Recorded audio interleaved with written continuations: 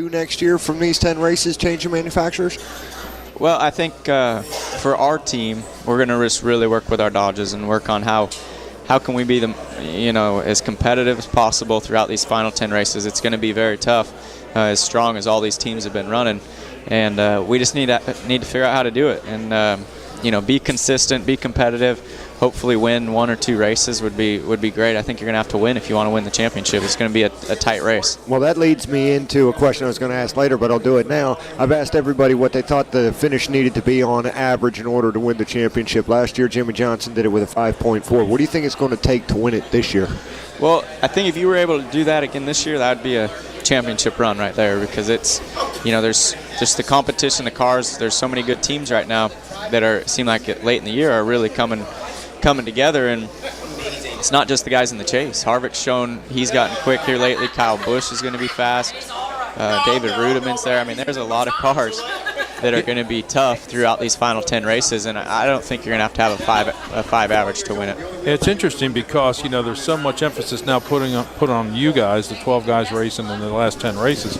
But these other guys are out there, and they're fighting for the win. They're fighting for pride. They're fighting for money. They're fighting for all these things. Do you see that as a hindrance at any point in time, that you still got to compete with these guys? You just can't be out there with the other 10 drivers? Yeah, no, I don't think it is at all. I mean, it's still a race. It's still 43 cars, and those guys have just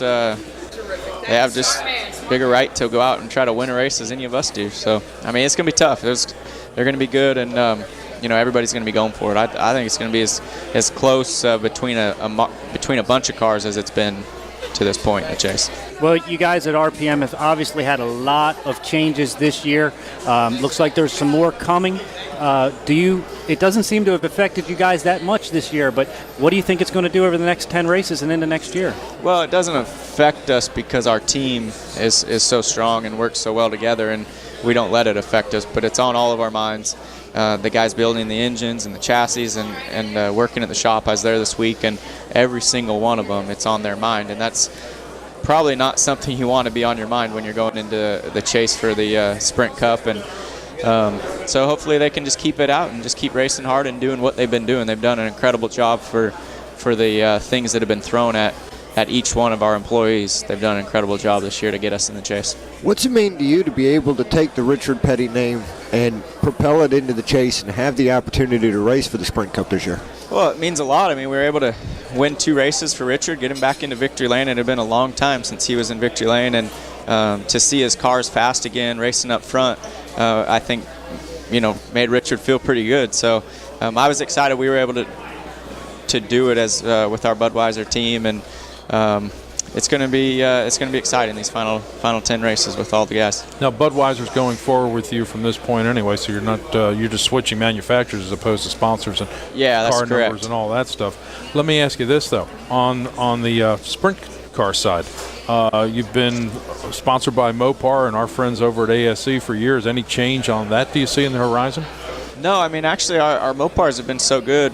We're not sponsored by Mopar anymore with the way the times are. They had to cut back, which is understandable. Yep. And but we're going to keep with our Mopars. They're great engines, Speedway engines. Rick Long in Indianapolis has built all of our Mopars for our Outlaw teams and for our USAC teams, and we're going to stick with them and just keep trying to make them better and better. Good deal. Now, in the chase, the one track that you figure if there's going to be a mulligan, it's going to be on this track. Which one worries you the most? Well, I think Talladega is definitely a track that everybody needs to look at because you never know what's going to happen there. You can be caught up in something on lap 1. You can make the entire race. You can taken out with 2 to go, or you can cause a wreck. I mean, there's so many things that can happen at that place that, and a lot of them are out of your control. That will be one of those races that is going to be one of those eye openers where we need to make it through here. Now, I've asked the same question. Go ahead, Jason. I'm sorry. Well, I was just going to say a lot of the drivers have been saying the fact that now that they're in the chase, they can go for the gold. They can really push for the win, and it'll be all out. Is that true, or do you feel like you still have to points race for the last 10 races? Well, I feel like you still definitely have to points race, and if guys are holding back and have a lot left, we're in trouble because I've been going all out all year, and I don't see anybody else has been really holding back at all. I think maybe people say that, but at the end of the day, everybody goes for it. You have to in our series right now because of how how competitive it is. And if you get back, the further you get back, the tougher it is to get back to the front. So these guys race hard every lap, and it'll be the same in the chase.